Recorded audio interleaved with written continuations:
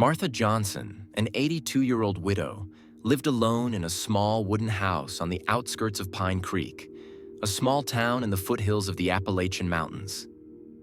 Over the past 5 years, her eyesight had gradually deteriorated, until finally, the world around her was plunged into complete darkness. Despite her blindness, Martha stubbornly refused to move in with her daughter Abigail in Pittsburgh, insisting that she was doing great on her own. Martha's house stood on the edge of the woods, and over the years she had studied every corner of it, every creaking floorboard, every chipped porch step. Her movements around the house were honed to automatism. Her fingers remembered the way to every item in the cupboards. However, loneliness weighed on her more and more every day.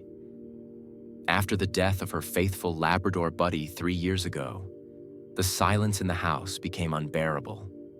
One rainy October evening, Martha was sitting in a rocking chair on the veranda, wrapped in a knitted blanket. A sudden noise at the trash cans caught her attention. Splashing through the puddles with her old slippers, she headed towards the source of the noise with her arms outstretched. Martha thought, listening to the rustle. She was answered by a soft whimper, reminiscent of the sounds her buddy used to make when he was a puppy. Martha's heart trembled. Feeling the wet, trembling back of the animal, she decided that it must be a stray puppy lost in a storm. The creature didn't resist when she picked it up. It was heavier than she expected, but still light enough to carry it home. In the warmth of her kitchen, Martha dried the foundling with a towel, fed him the remains of the evening stew, and made him a cot out of an old blanket in the corner by the stove. "I'll call you Charlie," she decided, stroking the animal's thick fur. His ears seemed pointy, and his nose was more elongated than Buddy's. But Martha decided that this must be some other breed of dog. With Charlie's arrival, Martha's life was filled with new meaning. She resumed her morning walks, holding onto the harness she had made for him. Neighbors were surprised to see a blind old woman cheerfully walking along a path along the forest, and her unusual pet trotting next to her. The warning signs began to appear gradually. Mr. Parker, the postman, once refused to deliver letters to Martha's house, claiming that her dog caused him genuine horror. Mrs. Donovan, a neighbor, stopped coming in for a cup of tea after Charlie growled at her in a strange, not at all canine way. But Martha shrugged off all warnings. For her, Charlie was the perfect companion. He never barked for no reason, always came back when she called, and faithfully lay by her bed every night.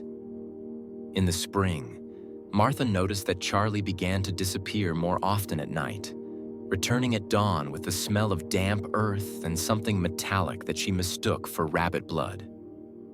Hunting instinct, she thought with a smile, remembering how her late husband Frank had talked about his hound.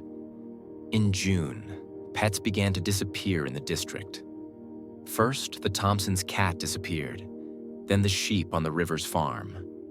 The local newspaper that Tyler, a neighborhood boy, read to Martha on Sundays, reported on an unknown predator terrorizing the neighborhood. One evening, Sheriff Jenkins appeared on Martha's doorstep. His voice sounded strained when he asked if he could take a look at her pet. Martha called Charlie, but he just growled softly from under the bed, refusing to come out. The sheriff suggested checking on him later and left, but Martha heard the alarm in his voice. She couldn't sleep that night. Touching Charlie's fur, his breathing, something had changed. She ran her hands over his body, noting details she hadn't noticed before.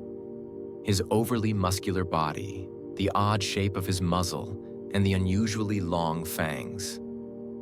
In the morning, her daughter Abigail knocked on the door, arriving unannounced.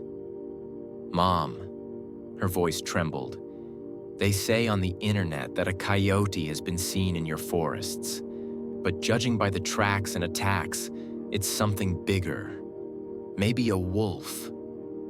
At that moment, Charlie came out of the bedroom and stood next to Martha.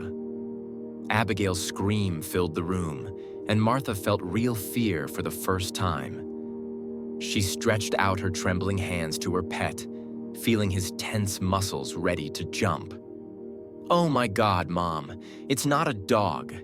This is—" Abigail stammered, retreating to the door.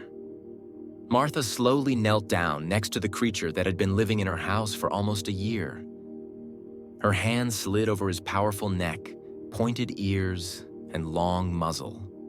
She finally realized that she had taken in a wolf, a gray forest predator that miraculously allowed an old blind woman to consider him a pet. A soft snort rang out in the silence of the room, and Martha felt a rough tongue lick her palm. It was a gesture of affection that couldn't be faked. The residents of Pine Creek couldn't believe the story of the blind old lady and her pet wolf. The authorities insisted that the animal should be transferred to the reserve. Biologists came to study an unusual case of interspecific attachment. The journalists were besieging a small house on the edge of the forest. But nothing has changed for Martha. She was still walking with her Charlie along the forest paths.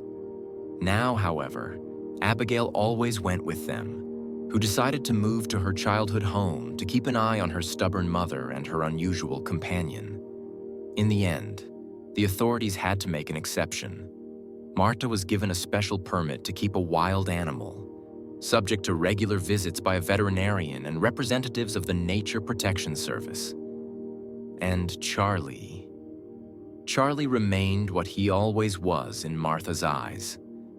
A creature who found her in the dark and decided to stay, overcoming the instincts of his kind.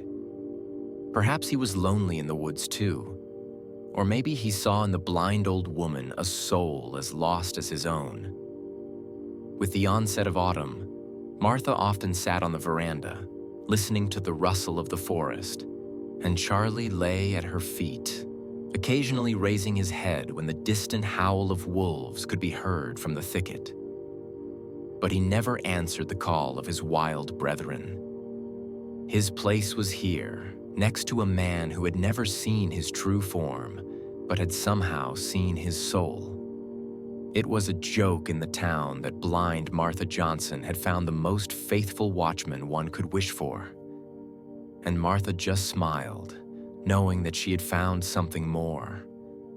Proof that sometimes you don't need to see with your eyes to really get to know someone.